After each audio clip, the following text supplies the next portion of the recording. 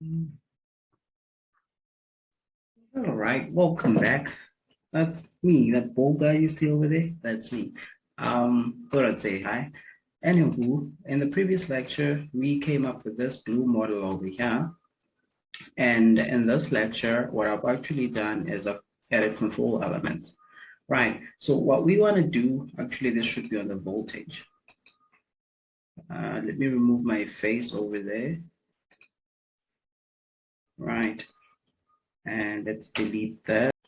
Right, so what we want to do is measure the voltage over here and feed that back to our control loop, then regulate it using the PI controller. And this is a rate transition. So what this actually does is, since we have a continuous loop over here, the blue part, the circuit, is composed of physical elements, and these operate in continuous time. They don't take discrete steps in their operation. The waveforms that you get are continuous, right? Whereas our control loop operates in discrete time at a certain rate. So whenever you want to interface a loop that operates at a certain rate with one that operates at a different rate, you need to use this rate transition in order to simulate things like transition delay and all of that. Right. What else have I added? I've added a PI loop. To get that, you just go to your library browser and type PID, and you'll get a PID. Then you can structure that as a PI. I've also added this go to and from blocks. All this actually simulates a physical connection between here and there, right? Let me minimize this. Is there no way of minimizing it? Okay, let's push it up there. Right.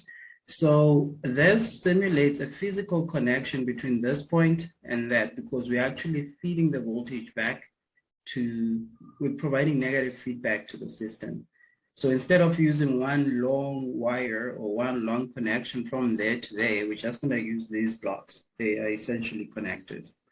Right, so you'll see here that I've selected a PI controller in discrete time, and these are just initial values. So there's no integral gain as things are right now.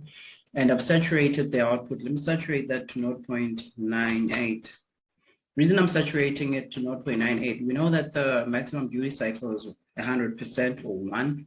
However, there's that transition period which does not happen instantaneously, but it does take a finite amount of rise time to get your 0 to 1 volt, and we need to account for that as well. Hence, I've made the upper limit 0.98. Obviously, the lower limit is 0. Let's apply that. And what I want to do here is change the gain to what I want it to be. So how do we determine the sensor gain? We know that our output voltage should be 5 volts. That is we want our output voltage or load voltage to be 5 volts. And but our reference voltage is 1 volt. So when we get in 5 volts, we want our system to tell us that our error signal here, which is the feedback, which is the reference minus the feedback, should be 0. In other words, when we're getting 5 volts in the output, this feedback signal should actually give us 1 volt, so that if you subtract 1 from 1, we get 0. How do we do that? We give this a gain of 1/5. So that when we get 1 volt out of here, out of the load voltage, out of this voltage sensor, this attenuates it to 1 volt, and the error here will be 0, and the loop operates as it should in steady state. All right, so our main interest right now is to tune this PI. But before we tune the PI, what I'm actually going to do is I'm going to simulate with the current conditions, that is the untuned response, so that we can compare that later with the tuned response. So I'm going to get a scope, and I'll also save the parameters as well in a time series. But the scope is for visualization, because I'm not going to plot that now. I'll plot it a bit later.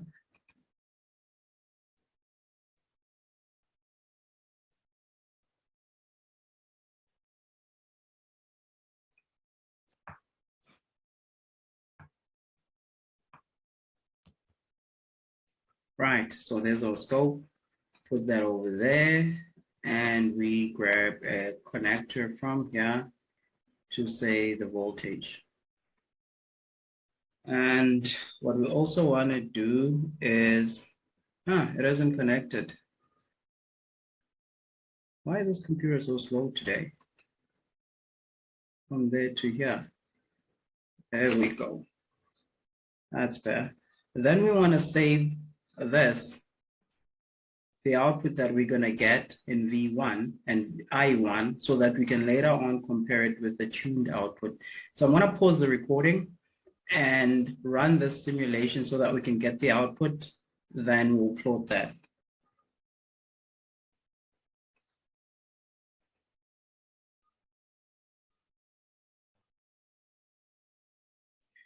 All right, so we've run the simulation and it's time to observe the results. Oh, it's still running. Oh, well, let's give it a bit of time.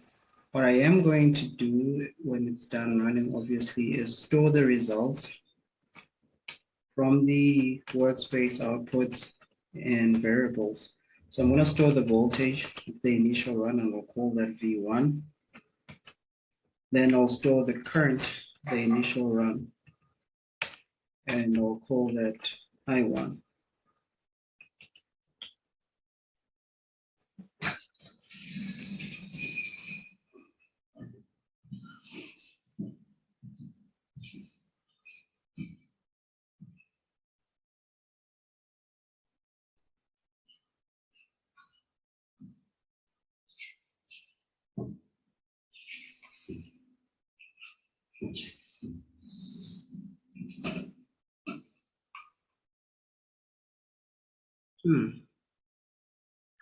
Oh, the simulation hasn't run, so we're going to have to redo this again. Doesn't that suck? So let me pause this. So the simulation is done. So what I'm actually going to do is store these outputs, the current and the voltage, in a variable as time series. I had actually done that here, but that was before the simulation ran. So let's redo the V1 statement. And let's do the same for the current as well.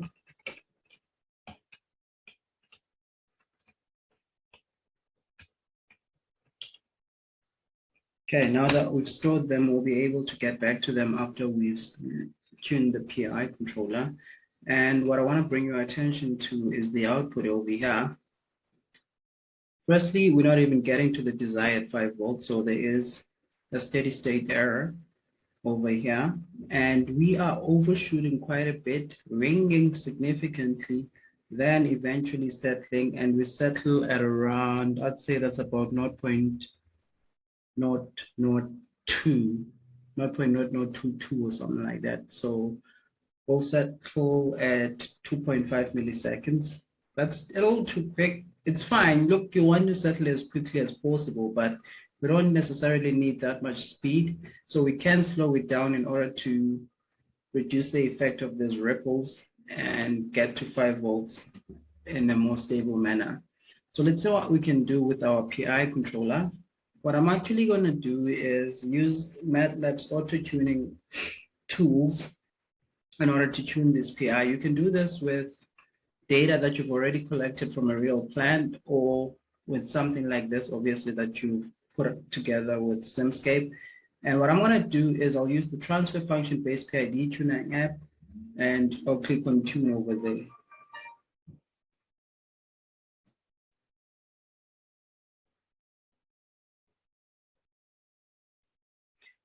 So now MATLAB is going to attempt to linearize the plant around an operating point, but it's actually going to fail to do that, and we'll have to use the plant identification tool in order to tell MATLAB what to linearize and how to linearize it, or which points to linearize around. Sounds a lot harder than it actually is. It's a lot easier than it sounds. So let's just wait for this part to fail, and we'll then go to the plant identification part. All right. We'll see here that MATLAB tells you the plant cannot be linearized.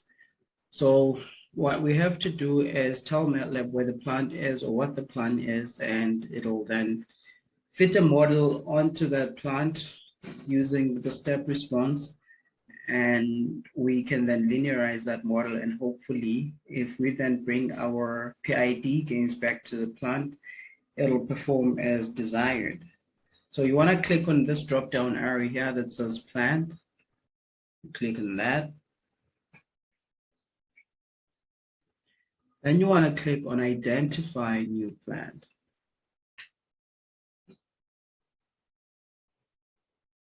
Right. So the next thing you want to do is tell MATLAB where to get the inputs and outputs. So you click on get IO data.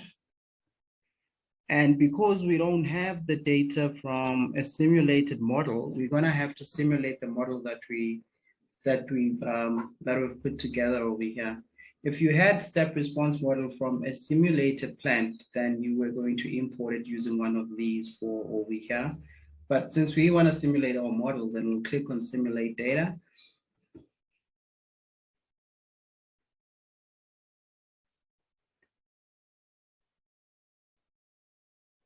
Now MATLAB is going to ask us for a couple of parameters over here. The sampling time is what we specified as that 5/10 to the -6 seconds. The offset, this is the value that's going to give us 5 volts. This is the duty cycle value that's going to give us the desired 5 volt output. And we calculated that as 0.4167. The stop time, 0.01 is fine. We wanted to simulate for 0.01 seconds. That's okay, because steady state appears at around 0.0022, which is what that onset T delta is. What else haven't I done? Yeah, that should be it. Then you want to run the simulation, and MATLAB will attempt to get the step response from the plant that we built over here. And then we will fit a model that being an underdamped, overdamped, or whatever model we wish to fit onto the plant based on the behavior that we obtain. So it's just going to run the simulation now, and I'll pause the video and come back when it's done. All right, so the simulation has run its course, and this is the step response that we got. It's similar to what we got over there, so that's good. So what we want to do is click on apply, so that we accept that, you know, the step response is what we were expecting. And once it's done applying, oh goodness, my computer is running slowly today, then we can go ahead and close that. Then we're going to go to the plant identification tab. Right over here, before we even go to that tab, we tell that this is an underdamped response. Why? Because it overshoots, then it undershoots, then it overshoots slightly, and it starts ringing, and then it does all that sort of nonsense. So this is an underdamped response. If you've done your elementary control systems and you know what damping factors are, you should be able to recognize this straight up. So we can model this using an underdamped pair of poles, or, well, poles are the values of S that would make your plant tend to infinity, meaning at the denominator, the S values that would give you a denominator of 0. So let's take an underdamped pair, and let's see if we can model this plant using that. So now that I've selected an underdamped pair, I'm not going to adjust them myself. I'll use the auto estimation tool on MATLAB and just click on auto estimate the parameters. So MATLAB is then going to attempt to fit these poles onto the response that we're getting over here, and it'll give me a fitting estimation percentage, meaning if it fits 98% of the model, it'll tell me that. If it's 99, and so on and so forth. Generally, what we're really interested in is modeling the transient parameters, obviously, and getting the steady state part quite right as well. So if we're in the ballpark of about 90%, 95, that's good. Anything above that is a bonus.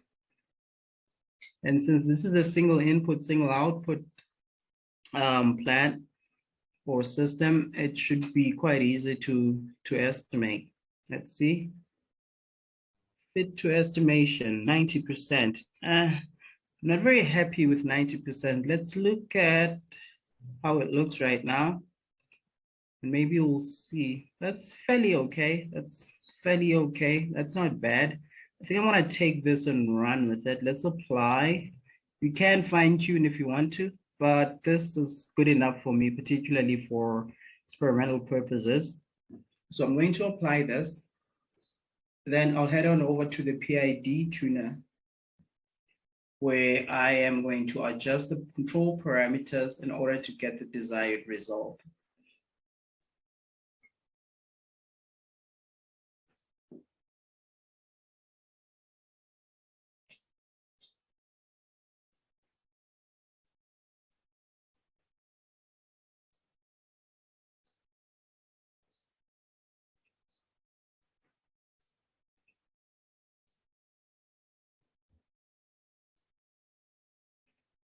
There we go. Right. So what we see over here is that the tune response is in bold and the dotted lines or the dashed lines are the untuned response.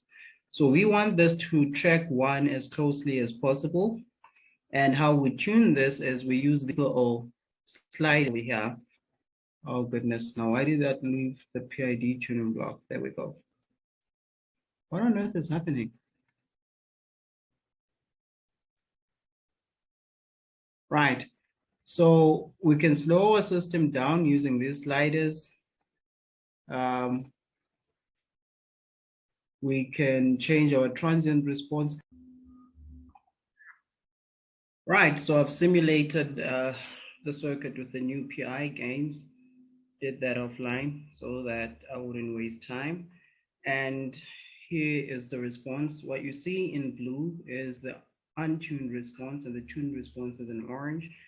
So as we can see, we are reacting a little slower, but in my opinion, that is necessary because we want to reject these high frequency oscillations over here.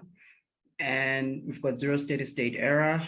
Our rise time is right around 5 milliseconds, which is still very good. And, you know, our system generally does look stable. So we've done a pretty good job with this controller. And how I got these is, remember in the first iteration or in the first run before we tuned the PID, I saved the voltage and the current values in V1 as a time series over here. So I did the same with V2 after I simulated. Then I plotted V1 using this command. Then I held that figure because I wanted to plot V2 on the same system axis. So I then plotted V2, put the grid on, took the hold off. You can then write the figure and plot the currents as well if you wish to. I'm not gonna do that. I'll let you guys do this, do that offline because you use the same commands here. It'll just change V1 for I1 and V2 for V2.